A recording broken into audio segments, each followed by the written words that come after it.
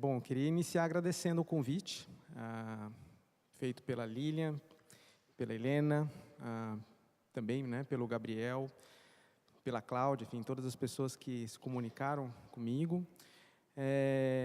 E agradecer também, acho que para poder iniciar essa fala, as pessoas que também tornaram possível, né, a gente chegar aqui. Então, em primeiro lugar, agradecer as pessoas que estão com a minha filha nesse momento, para que eu possa estar aqui hoje, no sábado à tarde, conversando com vocês, né? E a nossa tradutora, que fazendo um trabalho duríssimo de traduzir enquanto eu falo e leio o texto. Eu ontem, quando enfim, já estava com digamos, o roteiro bem avançado assim, da apresentação, eu decidi escrever um texto que eu vou seguir aqui na conversa com vocês. Então, isso assim, um pouco porque eu queria tentar me organizar e não escapar demais assim, de algumas formulações, né, que eu gostaria de compartilhar com vocês, porque, de fato, acho que as perguntas que vocês estão lançando são as mesmas perguntas que eu e um tanto de gente está se debruçando em torno do comum. Então, eu vou menos fazer, acho que um esforço de precisar conceitos, que acho que não é muito a minha praia, mas muito mais dizer como que expressões distintas, né, de uso do comum, da maneira como ele tem aparecido em diferentes contextos e situações, pode ser problematizado, né, e de como que eu me sirvo disso também para pensar, para analisar, para pensar minha prática como educador, como professor, como pesquisador também no campo da tecnopolítica e como uma pessoa que está implicada em ativismo, em ação política também, né? Então, um pouco nesses campos aí que eu tenho tentado pensar como que uma certa noção, né, bem promíscua, né, de comum, como que ela atravessa e participa dessas várias coisas, né?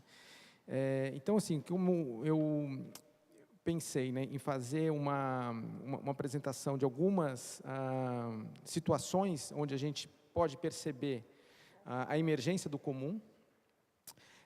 Eu queria também apontar alguns fatores que ajudam a dar o contexto de reemergência desse comum. Então, por que a gente está falando disso? Assim, é uma palavra muito antiga e ela reaparece, ela ressurge no vocabulário com novos usos também. Então, por que tem essa reemergência, né? E a partir daí, então, né, colocando essa palavra em diferentes contextos, tentar alinhavar em todos esses contextos um pouco um fio, né, um fio condutor que para mim tem a ver com essa dimensão que é uma fronteira, né, que é muito móvel entre o sensível, entre o intangível, e que para mim assim ela é constituída politicamente, né? Então, enfim, é um campo que é atravessado por disputas continuamente. Então, a possibilidade de a gente perceber, sentir, nomear e, portanto, criar formas de apropriação, né, de cercamento, de fechamento, depende muito das formas, né, de como a gente percebe, vê e dá existência para esse comum, né? Então, que eu fiz assim um pouco entrei em contato com o material de vocês, que eu gostei muito e já até circulei ele com os estudantes da disciplina que eu estava trabalhando esse semestre. E eu entendi assim, eu vou comentar algumas coisas primeiro do que eu entendi da proposta, né, de vocês. Então, tanto no texto, né, do Gabriel Pérez Barreiro, quanto no texto da Lilian e no seu texto, Helena, entendo que vocês estão interessados em pensar e praticar uma certa política da atenção. E vocês partem de um diagnóstico que eu concordo, de que estamos diante de um problema relativo assim, às metamorfoses profundas, né, nos nossos regimes de sensibilidade, das nossas formas de percepção e de atenção. E essa transformação tem inúmeros fatores, tem, enfim, um elemento relacionado aí à proliferação, né, às formas nossas de mediação tecnológica, que modificam também a nossa capacidade ou a nossa forma de atenção, né? Mas tem inúmeros outros fatores aí que vocês um pouco apontam, né? E aí vocês se colocam, né, então, alguns desafios, né, que é pensar, bom, A gente percebe que a gente faz uma exposição, as pessoas vão e, de repente, estão só pulando, passando, circulando de imagem em imagem, né, entre obras e obras. Como é que é isso, né? Então, e vocês se colocam essa pergunta, que acho que está no texto do Gabriel, quer dizer, como é possível, né, enfrentar e recuperar esse sentido da arte como canal de experiência e de comunicação, de forma que seja possível aprender algo novo com a experiência ali vivida. E aí, né, uma outra pergunta, né, se a percepção é algo marcadamente afetivo e que sustenta um certo regime de sensibilidade, de que maneira seria possível transformar esse regime, né, no sentido de ampliar as nossas capacidades de dialogar com o outro? Ou seja, então, se trata, portanto, né, o problema que vocês enfrentam de como criar estratégias, roteiros, procedimentos ou protocolos que sejam orientados à produção de situações. E acho que essa ideia de produção de situações ela é importante. Onde outros modos de relação entre os públicos, as obras e os educadores possam emergir. E, com isso, espera-se que possam ocorrer mudanças num certo regime de sensibilidade, de maneira que um acontecimento seja possível. E aí, por acontecimento, a gente pode pensar como a emergência de um novo vínculo, um novo aprendizado, uma nova percepção. E sim, a gente sabe, né, todos sabemos que não é possível a gente programar um acontecimento. Não é possível programar. Mas aí, o que vocês se colocam é, bom, então, como que a gente pode colocar isso, na verdade, como uma hipótese a ser verificada, a ser experimentada. E para a gente verificar, então, essa hipótese, a gente precisa desenhar, a gente precisa prototipar quais são as estruturas, as normas, os ritmos que sejam mais acolhedores à ativação desses devires. E aí, diante disso, vocês se perguntam, bom, nesse processo, quer dizer, se isso ocorre, a gente está involucrado, então, num processo de produção do comum. Então, um pouco me aproximei da proposta de vocês, da leitura, entendendo que esse era um dos problemas que vocês estão formulando como realmente um campo de experimentação, uma hipótese a ser verificada. Não é? E, colocado dessa maneira, para mim fica muito evidente que o problema que vocês estão investigando, ele é análogo ao que nós encontramos na construção do que nós denominamos dos laboratórios cidadãos, ou dos laboratórios do Procomum, na acepção do Antônio Lafuente, que é um historiador da ciência, um pesquisador espanhol de Madrid, com quem eu tenho feito um diálogo muito profícuo e que, em diversos momentos aqui do texto, eu vou remeter a ele. E é muito do que eu tenho aprendido com ele. Não é? O Lafuente, ele aponta, né, como nesses laboratórios, a existência, a produção e manutenção de um comum depende tanto de uma comunidade que o produza e o sustente, como de um conjunto de infraestruturas, códigos, práticas, tanto materiais quanto simbólicas. O comum é frequentemente invisível, intangível e não codificado. Mas ele é facilmente percebido, frequentemente percebido, quando ele está sob ameaça. O comum não se confunde nem exclusivamente com o público estatal, nem com o privado. O comum é um outro espaço. Poderia dizer que é uma terceira margem, talvez, que ficciona a realidade produzindo outros mundos. O problema do comum não pode ser separado de um problema de percepção do comum. E aqui quem tem um texto muito bacana sobre isso é o Ricardo Teixeira, que é um médico sanitarista, que discute também a questão da produção do comum no campo da saúde. Não é? Por isso, a forma do comum transitar entre o intangível e o sensível depende de um regime de sensibilidades, que faz parte de uma política onde as dimensões afetivas, culturais, econômicas são indissociáveis. Então, veja, assim, o que eu estou começando a fazer, assim, eu vou tentando formular um conjunto de situações onde eu vou tentando deixar alguns rastros, algumas pistas em torno desse comum, que eu acho que é talvez a forma que eu consigo ir me aproximando dele, assim, a partir desses rastros e sinais que a gente vai meio compondo, né? Um pouco uma paisagem mesmo. Tá? Outra característica importante, né, que já estamos destacando, é que o comum ele é algo produzido entre todos, ou seja, entre todos é diferente de para todos, algo que, né, é algo feito entre todos. Porém, não a maneira de um comum partilhado entre indivíduos. O comum, neste caso, é algo que está aquém e além dos indivíduos, né? De certa forma, ele é pré-individual e supra-individual. E aí talvez possamos, não sei, uma ideia que eu não exploro aqui, mas que eu estou começando a imaginar, uma possível relação dessa formulação com a ideia do transindividual do Simondon, né? Ou seja, aqui o comum, ele transpassa os indivíduos. Ele não é o produto de uma ação individual, de um sujeito que está descolado do mundo e que vai interagir com os outros sujeitos. Ele não é esse ponto de encontro dessas unidades constituídas, né? O comum, nesse caso, ele funda uma relação de continuidade entre os corpos e deles com o mundo. A linguagem, os afetos, a cultura, a saúde, são alguns exemplos desse comum.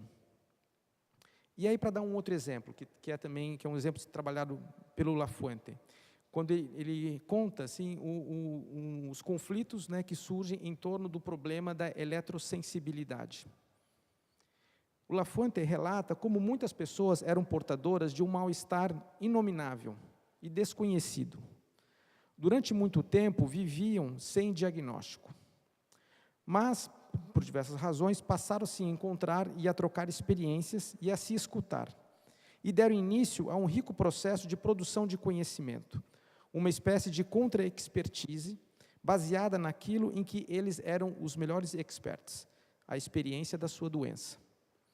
Criaram uma linguagem em que são capazes de dar existência ao seu problema e, assim, tornam a questão da poluição eletromagnética um problema da ordem do comum.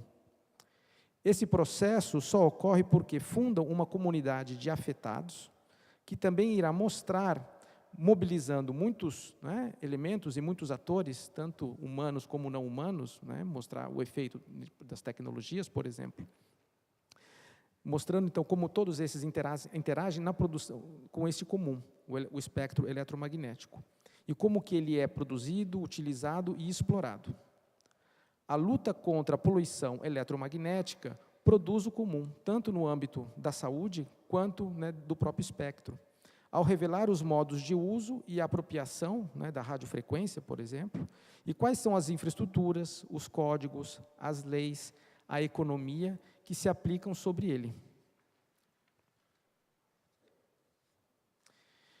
Mas o comum, nos dias atuais, tem ainda múltiplos sentidos, não é? A gente costuma, enfim, se deparar com outras palavras, como commons, não é? Que é a palavra mais frequente no inglês, que em português não tem uma tradução tranquila, né? O Lafuente se refere muito, ele usa mais a ideia de pró-comum, ao invés de falar só do comum, e uma das razões porque ele refere-se a pró-comum, além de da etimologia distinta, né, dessa palavra, é sobretudo porque ele está reforçando essa ideia de que é necessário, o pró denota isso, a necessidade da contínua produção, da existência desse fazer na produção desse comum, ou seja, ele não é algo que existe, né?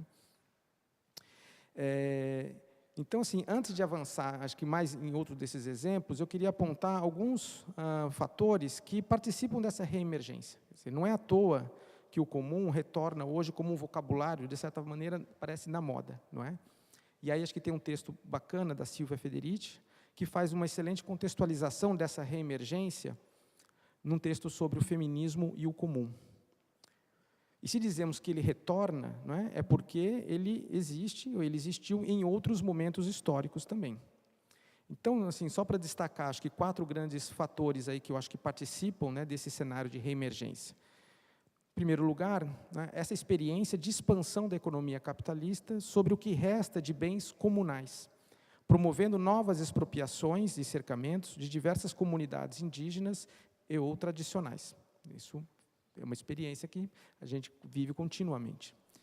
Mas também, um segundo fator, a invasão da lógica privatista e monetarista sobre diversos domínios da nossa vida social, levando à corrosão do comum, que dá suporte à manutenção da vida em sociedade. Basta pensar nas diversas formas de erosão das relações de solidariedade, na crescente solidão de parcelas da população, no acirramento, né, dos fenômenos de polarização social. e também dos problemas de saúde mental. Enfim, aí tem uma miríade, né, de exemplos que dialogam um pouco com essa situação muito contemporânea. Um outro fator também é a crescente percepção, né, dos efeitos da nossa existência destrutiva sobre o planeta Terra, não é? Fortalecendo uma percepção da nossa interdependência com outros entes. Então, também não é casual que faz parte um pouco de um novo vocabulário que a gente fale de antropoceno, de capitoloceno, né, ou de diversas outras expressões que indicam ou falam sobre o desabamento ou o fim do mundo. Não é? Então, quer dizer, são um vocabulário que também está mais presente nessas nossas narrativas.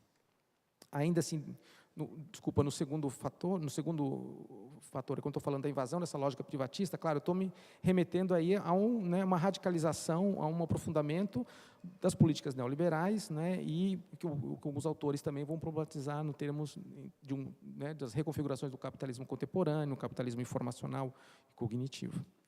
E, por fim, acho que um outro quarto fator, que há também uma crescente percepção por diversos segmentos no próprio campo das esquerdas mundiais, dos limites, né, dos projetos institucionais de poder na condução de políticas mais estadocêntricas. Quer dizer, isso também tem uma experiência de uma certa de limites, né, e da insuficiência da forma, né, de pensar um pouco essa ação. Então, quer dizer, a complexidade dos problemas, eles indicam a necessidade de outras estratégias, não é? Então, acho que é um pouco esse o pano de fundo em que a gente começa a observar a emergência, né, de diferentes termos, né, que gravitam em torno da ideia de um comum, em diferentes acepções, mas que falam um pouco desse terceiro lugar, quer dizer, que tenta escapar de um binarismo público-estatal, indivíduo, não é, sociedade, mas também a gente poderia colocar natureza e cultura aí. Então, como esse outro território, não é? Mas que, ao mesmo tempo, ele depende do público estatal e do privado para existir, e vice-versa. Quer dizer, tanto o público, e aí, no caso, né, no Brasil, mas, enfim, em muitos países, o público e o estatal, eles estão mesclados, mas o que a gente se dá conta cada vez mais é que aquilo que era o público estatal, né, nas suas entranhas, ele é o privado também. Quer dizer, eles nutrem-se permanentemente daquilo que é o comum, não é? Então, se o comum for submetido a formas exclusivas de controle, seja pelo Estado, seja o privado, ele corre sério risco de erosão. Então, assim, aqui eu sigo dando, né, digamos, mais pistas, mais elementos para descrever o comum. Já podemos apontar que ele não é exatamente um objeto, uma essência, uma coisa, um bem comum. E talvez possamos dizer que ele acontece. Ele se produz no entre. Ele é sempre coprodução. Ele depende de uma comunidade que o produza e o sustente. Ele acontece nos espaços intersticiais. Mas ele também pode ser pensado como um princípio político, uma sensibilidade que dá consistência à fabricação de mundos. E aí, estou me referindo, né, ao livro do Laval e Dardot. Quer dizer, o comum é tanto uma forma de descrição de uma realidade, com suas práticas, normas e leis, como um princípio político que funda um modo de produção do mundo. Dizer que partimos de uma certa ontologia do comum significa dizer que o comum existe, mas seu modo de existência define-se em relação. É na relação em que ele está submetido, ou seja, qual que é o circuito das relações em que ele está implicado, não é? É nessas relações que vão que vão definir a sua expressão. Mas para que ele exista, sempre há alguns elementos presentes. Então, assim, quer dizer, e aí, né, muito rapidamente, quer dizer, a forma mais conhecida em que a gente, na literatura histórica, né, quando a gente fala dos commons, né, são as terras comunais, né? E aí, assim, é toda uma literatura histórica, né, a gente poderia pensar o trabalho do Thompson, mas o trabalho da Silvia Federici também, apontando como, né, os bens comunais, as terras de uso comum, eram utilizadas e geridas coletivamente pelas comunidades, e como, com o advento e a expansão da propriedade privada, através dos cercamentos, esses bens foram sendo expropriados. E, ao mesmo tempo, como, nesse momento, a produção, né, o nascimento crescente do capitalismo explora esses recursos comuns. E é importante destacar aí, né, nesse processo, todas as lutas camponesas e as lutas das mulheres como principais protagonistas no enfrentamento da expropriação dos bens comuns. Então, esse é o comum que a gente fala, também aparece nesse entendimento desses commons, né, dessa ideia dos bens comunais. Mas, a partir, sobretudo, dos anos 90, né, a noção de commons, ela também se populariza graças aos trabalhos da cientista política e econômica Elinor Ostrom. Aliás, a única mulher a ganhar o Prêmio Nobel de Economia em 2009. Ostrom dedica-se a investigar e a demonstrar como surgem arranjos institucionais, formais e informais, que serão capazes de produzir e sustentar um determinado recurso comum. Num primeiro momento, ela se dedica a mostrar como a água, floresta, estoques pesqueiros, entre outros, são cogeridos pelo conjunto dos atores envolvidos no seu uso. Veja, porque ela está num debate aí que era dizer, olha, né, a hipótese do Harding, né, que é a tragédia do commons, né, bom, se deixar, né, os recursos à disposição das pessoas que estão utilizando, explorando um determinado recurso, no caso, o exemplo, né, de um pasto, né, que é utilizado por diferentes comunidades pastoreiras, elas vão levar à exaustão, vão acabar com esse recurso. Logo, para gerir isso, né, e aí são as diferentes interpretações, você precisa ou do Estado ou de um mecanismo de mercado para organizar isso. Precisa criar propriedade privada, precisa criar propriedade pública para regular o conflito em torno de um recurso.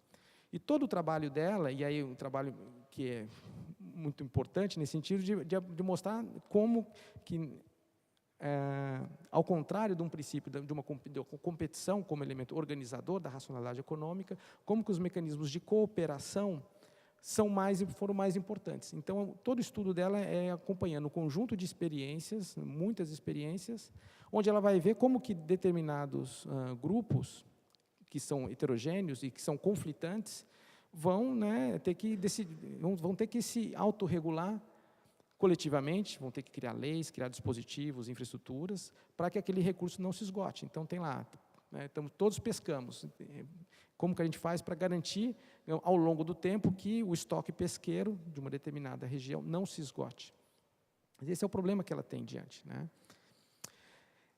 Então, quer dizer, quando esses recursos, né, água, madeira, pasto, ele transforma-se num comum quando são reconhecidos como um recurso comum, né, de uma atividade econômica produtiva que deve ser gerida entre todos, sob pena de sua destruição.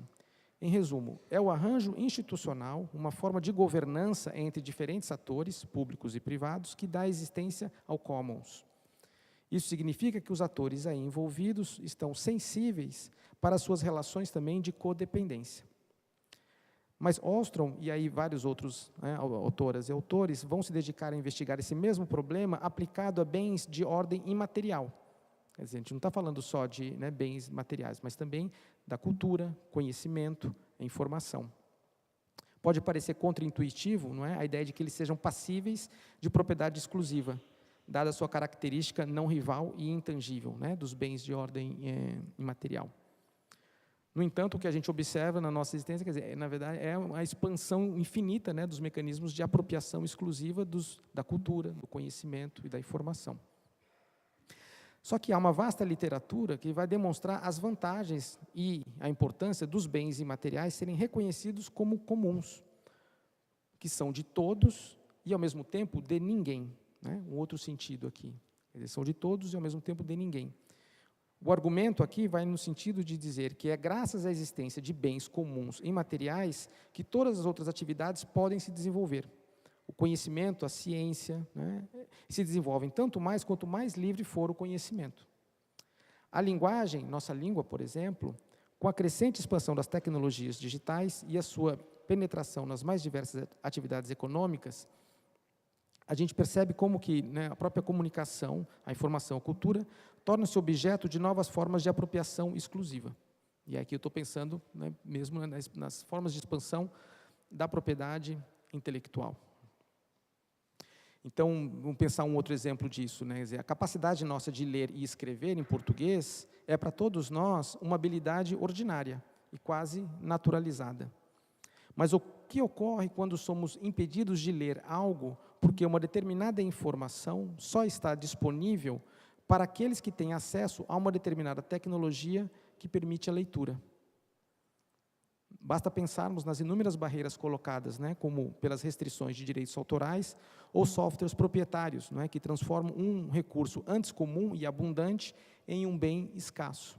Quer dizer, então, sei lá, hoje é muito frequente você se deparar com um lugar que é mais informações, aí você tem lá um QR Code, né?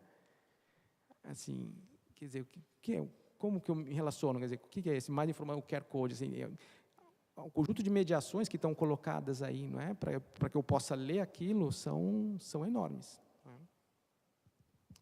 Quem que pode, né, eu ler aquilo? Então, assim, nesse sentido que as lutas pelo livre acesso à informação e ao conhecimento produzem um novo comum.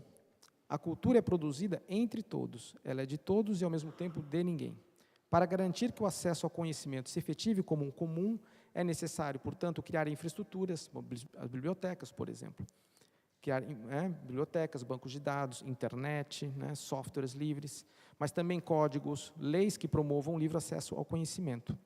Portanto, o conhecimento, o comum, ele é indissociável da comunidade que o produz, mas também das condições que dão suporte à sua produção, né? Então, essa dupla dimensão, quer dizer, tanto a comunidade quanto as condições que dão suporte à sua produção. Os exemplos aí são infinitos, né? A nossa própria experiência nas redes digitais, onde, né, e cada vez mais nós temos uma vida tecnicamente mediada pelo digital, são um bom exemplo para a gente se refletir sobre essa fronteira entre os mecanismos de colaboração e cooperação, de um lado, e, por outro lado, as novas formas de apropriação e produção de valor.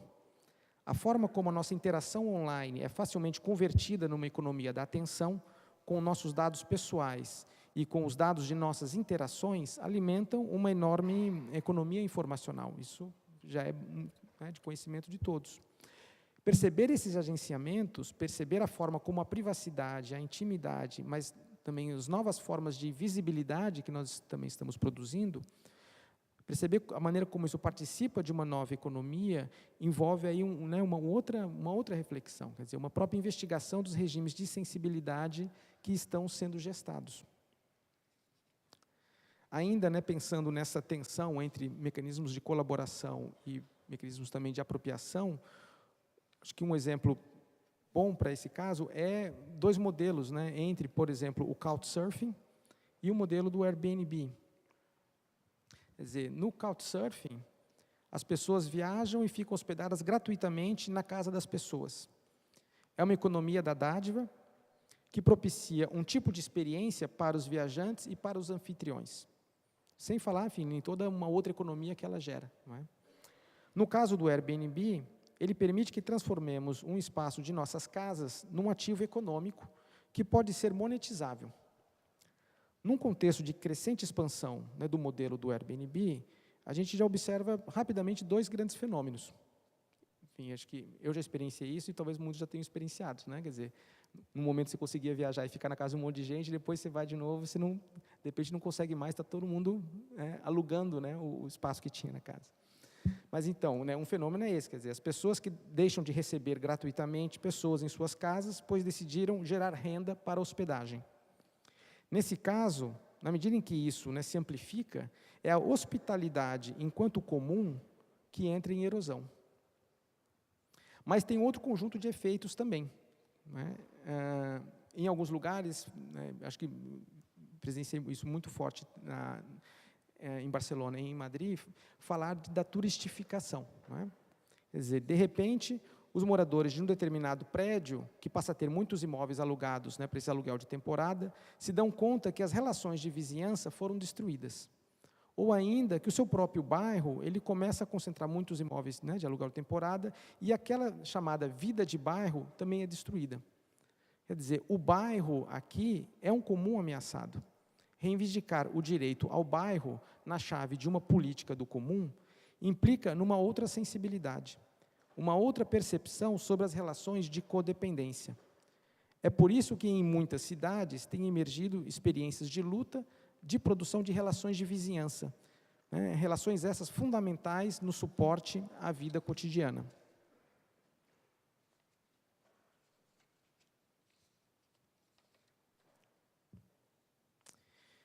Outros autores, né, como o Tony Negri e o Hardet, problematizam o comum, né, numa dupla dimensão. relacionada aí às transformações do capitalismo contemporâneo. De um lado, o comum enquanto produção biopolítica da multidão, que é integrada e explorada pelas novas formas de produção de valor no capitalismo, né, como, enfim, a maneira como a inteligência, a colaboração, todos os atos de comunicação participam cada vez mais da produção econômica, mas, de outro lado, também, como a potência, o comum também como potência de resistência biopolítica que dá forma, né, ao comum enquanto novo terreno de lutas. Na medida em que cada vez mais diferentes aspectos da nossa vida participam da produção econômica, esses autores, então, vão problematizar como essa produção capitalista torna-se a produção da própria vida. Nossa experiência de cidade, o ar, nosso tempo de vida e de atenção são exemplos do comum que pode ser submetido a processos de codificação para ser explorado. Pensemos, por exemplo, no tempo gasto em nossos deslocamentos nas cidades. E a forma como a distribuição desigual desse tempo participa da produção de uma espacialidade absolutamente estratificada e desigual. Pensemos também em como esse deslocamento é ainda submetido a uma lógica de rentabilidade e sobreexploração. Nesse caso, podemos olhar, né, para todas as lutas pelo passe livre como uma luta que coloca o direito à cidade, o direito à mobilidade como um comum. E aqui é interessante destacar que uma reivindicação inscrita na política do comum, ela modifica o regime de subjetivação, ou seja, a forma de produção de sujeitos e de sensibilidades. O tempo de vida é comum entre todos. Posso reivindicar o direito à mobilidade não a partir de uma categoria de pertencimento específica, sou homem, sou mulher, estudante ou idoso, mas sim a partir do direito a um comum. Evidentemente, a maneira como o Estado responde é tentando traduzir e submeter tal reivindicação a um regime, né, de subjetivação clássico, distribuindo as partes divisíveis conforme as categorias de pertencimento, isso para estudantes, isso para idosos. Quer dizer, mas a política do comum forma um outro relevo, dado que o comum não é divisível. O comum, nesse sentido, transborda a oposição entre particular e universal, como bem aponta o Maurício Lazarato, e aí eu leio um pequeno trecho dele. Quer dizer, nessa acepção, a reivindicação de direitos para todos não parte da definição de uma identidade, mas da dissolução das identidades nos agenciamentos moleculares da multiplicidade. Não se trata de dizer, nós temos direito a isso porque somos aquilo, mas sim, nós temos direitos a isso para nos tornarmos uma outra coisa. A constituição do sujeito político aqui é uma desidentificação, que não pode se desenvolver a não ser como proliferação de mundos possíveis que escapam deste mundo comum e partilhado, que está no fundamento da política ocidental. Mas talvez a situação onde melhor possamos visualizar a tensão entre esse sensível e o intangível da produção do comum seja no caso de todas as atividades relacionadas ao cuidado e ao trabalho afetivo e comunicacional.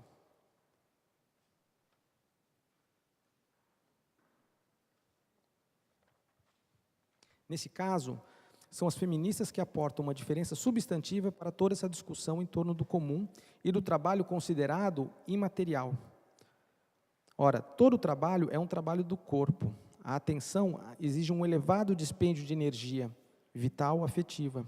São muitas camadas de trabalho invisibilizadas que estão no centro da reprodução da vida. Trabalhos sem o qual a vida não seria possível. São inúmeros estudos que contam como que o trabalho de reprodução da vida foi gradualmente expulso da esfera da produção de valor para se tornar um trabalho não remunerado, mas que, ao mesmo tempo, é fundamental para a própria reprodução do trabalho que é considerado produtivo. Reivindicar esse trabalho, antes considerado invisível, na chave do comum, permite interrogar, por exemplo, as distinções entre a micro e a macropolítica, revelando como a sociedade, como um todo, se produz e se reproduz nas ínfimas relações do cuidado cotidiano. E a riqueza hoje, dos movimentos feministas que eclodem em toda parte, estão, de fato, modificando significativamente o regime de sensibilidade em torno dessas questões.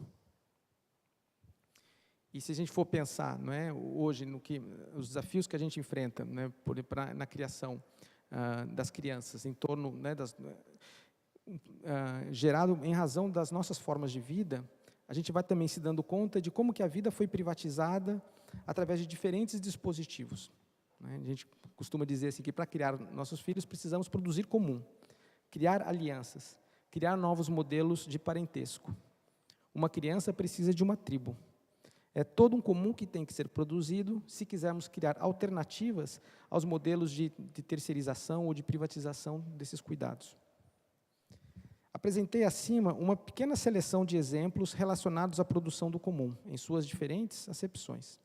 No debate contemporâneo, talvez o livro do Laval e Dardot faz uma excelente revisão teórica desse tema. O mais importante, a meu ver, o que eu quero destacar nesse trabalho, é que os autores também procuram elaborar uma narrativa teórica política que é capaz de abarcar uma diversidade de experiências em torno do comum, de forma a tomá-lo como um princípio político. E aí, né, o que eu estou destacando é que tal proposta implica numa outra forma de composição da política, modificando o regime de subjetivação política e de produção dos sujeitos de direitos. E também numa outra forma de composição entre o público e o privado, o econômico e o social, reconhecendo, como o fazem as feministas, que toda a vida é política. E aqui, claro, o desafio que eles estão, né, que eles colocam, e é a pergunta que não tem resposta, quais são as novas instituições do comum? E a instituição não no sentido de algo acabado e rígido, mas do ato de instituir, quer dizer, a dinâmica instituinte. Não é? Então, quer dizer, esse é um programa de estudo, quer dizer, compreender as dinâmicas de produção e de sustento do comum, quer dizer, e encontrar as formas de autogoverno disso, de autogoverno democrático.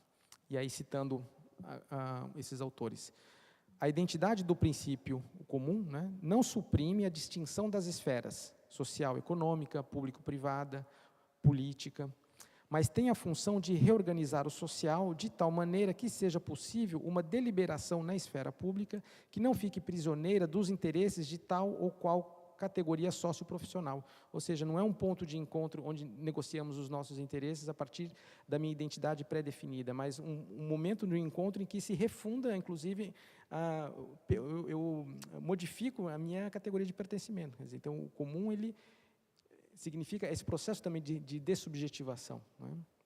Nesse sentido, estaremos diante de uma outra composição do mundo sensível.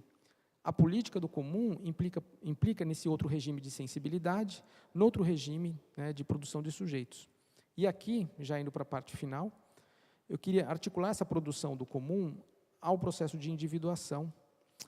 Como indicado logo no início da minha apresentação, uma política do comum, tal qual a gente, né, estamos ensaiando aqui, permitiria escapar às dicotomias indivíduo-sociedade, natureza-cultura, através de outras alianças. E aí eu vou concluir retomando esse trabalho que eu conheci muito recentemente de uma filósofa catalã, a Marina Garcés, porque eu acho que ela recoloca esse problema em termos mais adequados à reflexão que me foi proposta, né, por vocês. Marina Garcés propõe que pensemos o ser como inacabamento. O ser não é uma dimensão estável ou transcendente que espera ser contemplada ou que contempla um mundo do qual ele estaria separado. Há uma coimplicação entre os seres e o mundo. Há uma relação de continuidade. Dessa perspectiva involucrada em um mundo comum, a ontologia é um espaço de vulnerabilidade. E aí, citando a Marina, né, desde um sujeito que é um corpo, ou seja, não é uma consciência separada, senão um nó de significações vivas entrelaçadas a certo mundo. Não se trata de explicar meu acesso ao outro, senão nossa coimplicação em um mundo comum. Não se trata, portanto, de explicar a relação entre indivíduos, senão a impossibilidade de ser somente um indivíduo. Essa é a condição para poder descobrir-se em situação. E eu acho que essa ideia dela é importante, porque ela fala de um problema que vocês colocam em torno da produção de situações. Né? Então, essa é a condição para poder descobrir-se em situação, ou seja, para reaprender a ver o mundo não mais desde uma mirada frontal e focalizada do indivíduo, mas desde uma excentricidade inapropriável, anônima, da vida compartilhada, que é o comum, né, aqui. E no outro trecho, diz ela, a potência da situação como um conjunto, como uma conjunção concreta de corpos, sentidos, silenciosa, alianças, modos de fazer, rotinas, interrupções, que desenham um determinado relevo e não outro. Quer dizer, isso como a potência da situação. Por fim, talvez outra palavra que, né, que devíamos incorporar aqui em nosso vocabulário e nessas discussões em torno do comum, é a noção de aliança. Quais são nossos modos de composição? Entre humanos, mas também para além, né, só dos humanos. E a Marina Garcés, né, conclui com a pergunta dela. Né, ao invés de perguntar o que nos une, ela interroga o que nos separa.